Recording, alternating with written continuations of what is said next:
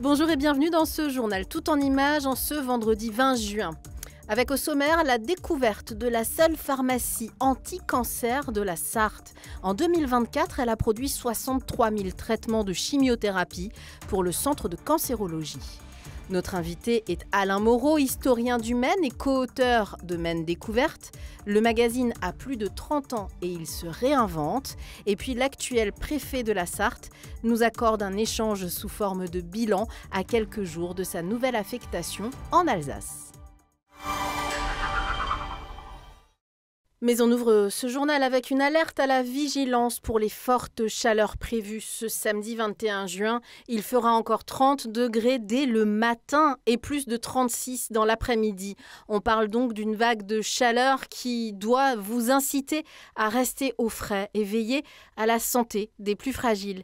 La qualité de l'air sera par conséquent mauvaise. Et la canicule a ses conséquences sur les événements du week-end. Le Tour en Perche Émeraude qui devait se courir ce samedi au départ de Saint-Martin-des-Monts a été annulé par les organisateurs en raison de l'épisode de chaleur. Même chose pour les championnats régionaux d'athlétisme prévus à La Flèche ce samedi et dimanche. Annulés. Avec 900 athlètes inscrits, les conditions demandées par la mairie, notamment de mettre en place des courses uniquement le matin, n'étaient pas tenables selon les organisateurs.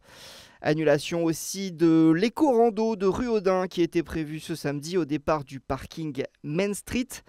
Notez encore que l'accès aux bois et aux forêts est interdit au public ce week-end en raison du risque élevé d'incendie.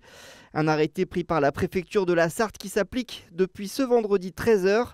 L'accès aux bois et aux forêts reste autorisé en matinée mais est totalement proscrit de midi à minuit. La circulation et le stationnement des véhicules motorisés, en revanche, est totalement interdit jour et nuit. Plusieurs immeubles du centre-ville de La Flèche ravagés par un incendie. Le sinistre s'est produit dans la nuit de jeudi à vendredi rue du Collège et s'est étendu aux toitures de plusieurs bâtiments du numéro 12 au numéro 18 de la rue. 90 sapeurs-pompiers ont été mobilisés toute la nuit. 2 personnes intoxiquées par les fumées, 5 personnes ont dû être relogées.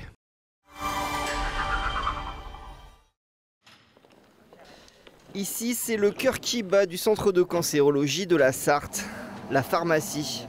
Elle est la seule à produire de la chimiothérapie dans le département. Un lieu ultra stérile où chaque dose est faite sur mesure pour un patient bien précis. Les poches, elles sont stériles, les seringues, les tubulures. Donc du coup, on nous les ouvre au moment où on va commencer la préparation pour ne pas justement qu'il y ait de contamination. Parce qu'au bout, du coup, il y a quand même un patient qui est fragile par les chimios qu'il reçoit. C'est l'usine chimio la plus importante des Pays de la Loire. 63 000 préparations en 2024. Une cadence intense qui impose des contrôles très stricts.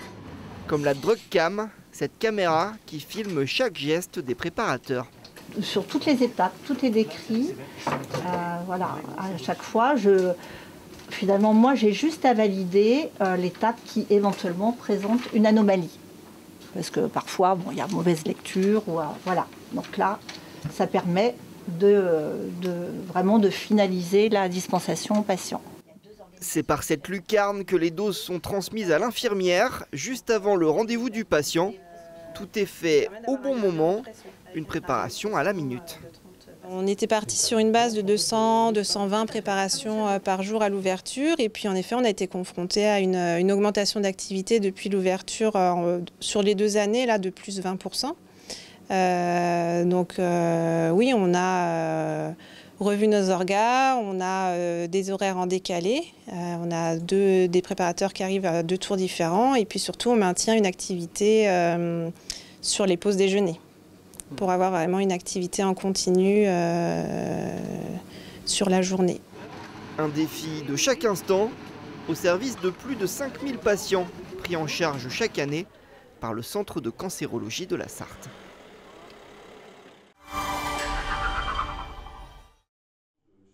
Après 3 ans et demi passés en Sarthe, le préfet Emmanuel Aubry prendra ses nouvelles fonctions le 30 juin à Colmar. L'occasion pour lui de revenir sur le sujet le plus important de son action dans notre département, la lutte contre l'insécurité, en lien notamment avec les stupéfiants. Entre janvier 2025 et mai 2025, l'action des services de police et de gendarmerie s'agissant de la lutte contre les stupéfiants a augmenté de 13% par rapport à la même période de l'année dernière. Il n'y a pas de relâchement dans cette action résolue, volontaire des forces de l'ordre. Depuis le début de l'année 2025, les atteintes aux biens ont baissé de 9%, les atteintes à l'intégrité physique des personnes de 5%. Sur un plan plus personnel, Emmanuel Aubry a aimé travailler sur ce territoire et salue les qualités de dialogue entre tous les acteurs publics et privés sarthois. Oui, j'ai été très heureux. J'ai été très heureux parce que j'ai rencontré des personnes avec qui on pouvait discuter, qui n'étaient pas fermées, qui étaient ouvertes, qui étaient soucieuses de bien faire. Si j'avais qu'un exemple à donner récent, c'est le formidable élan de solidarité à la suite de ce drame sur l'autoroute A81 il y a quelques jours, où on a vu les équipes municipales de Degré, de Rouillon se mobiliser pour accueillir du mieux possible les personnes qui n'étaient pas hospitalisées et qui étaient malgré tout traumatisées. Cette solidarité, elle n'est pas seulement annoncée, elle est vécue, elle est cultivée et ça fait chaud au cœur. Enfin, une anecdote plus légère avant de partir. Peut-être, à titre de clin d'œil, mentionner que je n'étais pas membre de la confrérie de la Rillette. Je le regrette, là, pour le coup. Cet événement avait été inscrit à mon agenda plusieurs fois. Il a dû être décalé compte tenu de contraintes. Une nouvelle échéance était prévue en juillet, mais malheureusement, en juillet, je serai du côté de l'Alsace. Le 30 juin prochain, son successeur, Sébastien Jallet, encore en poste à Laval, prendra ses fonctions comme le veut la tradition républicaine, en déposant une gerbe de fleurs devant le monument aux morts. Et ce soir, dans notre journal Toute Image, on ne déroge pas à la règle. On vous propose un invité. Et quel invité! Je suis ravie de recevoir mon ami Alain Moreau, historien local, expert en patrimoine du Maine, Sarthe-Mayenne. Et ça tombe bien parce que vous êtes aussi un des contributeurs et un petit peu à la communication, on va dire, pour cette nouvelle édition, numéro 124 de Maine Découverte. Une édition très très spéciale parce qu'en fait tout change et rien ne change, mais beaucoup de choses changent quand même. Quoi exactement, Alain? Comme c'est bien dit, écoutez, oui, ce qui se passe, c'est qu'évidemment il faut renouveler, il faut se renouveler. Maine Découverte existe depuis 31 ans et donc il y a une nouvelle équipe qui est arrivée, qui a décidé de repartir du bon pied parce qu'on a une petite baisse des ventes, donc il faut réagir tout de suite. Et voilà le résultat. Alors toujours 72 pages, c'est un clin d'œil à la Sarthe. Évidemment. Depuis le début, 72 pages, toujours un dos carré collé, une belle présentation. Puis alors, je confirme, je vérifie, c'est bien 72 pages. Oui, c'est bien ça. Et c'est le numéro 124, vous voyez, à raison. Alors ça fait 124 trimestres en fait. Ça fait partie, cette revue fait partie du patrimoine local. Il était important pour l'association des Amis de Maine Découverte de faire perdurer ce patrimoine.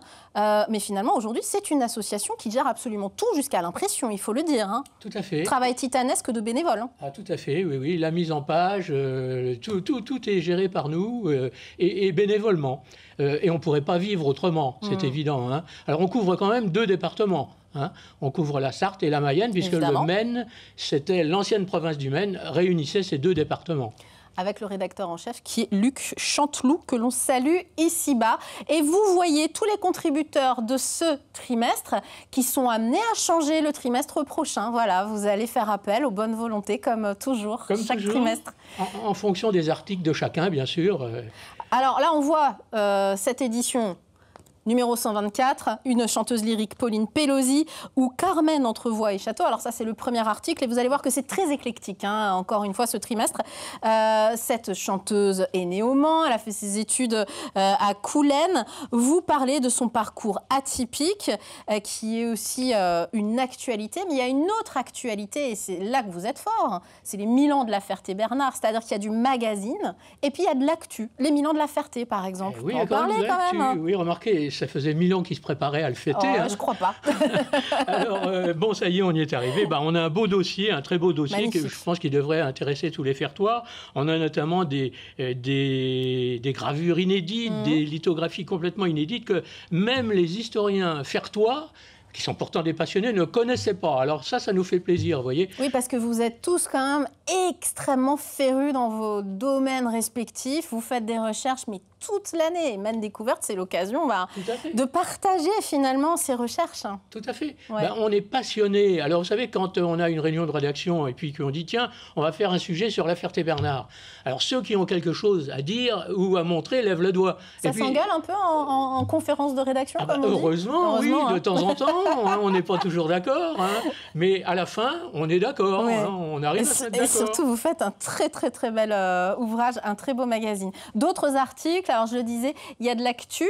Albert Maignan, tiens, un peintre que vous vouliez vraiment mettre en lumière parce qu'il est né il y a 180 ans, on le voit, mais surtout, c'est un peintre local qui commence à prendre de la valeur. Exactement. Alors ça, on ne sait jamais ce qui va se passer. Vous savez, c'est l'avantage avec les artistes et les grands artistes, c'est que est-ce qu'ils vont être 50 ans après leur mort complètement oubliés ou est-ce qu'au contraire, ils vont grimper, leur cote va grimper. Et c'est le cas pour Albert Maignan comme pour Lionel Royer. Ils ont tous les deux leur rue au Mans et ils ont fait des choses dans toute la France, bien sûr, dans tous les domaines aussi, du vitrail jusqu'aux toiles comme Lionel Royer, par exemple, dans la ville de Jeanne d'Arc, dont j'ai perdu le nom, à Don Rémy. Vous voyez, si vous allez un jour à Don Rémy, voilà, vous verrez une superbe toile gigantesque de Lionel Royer.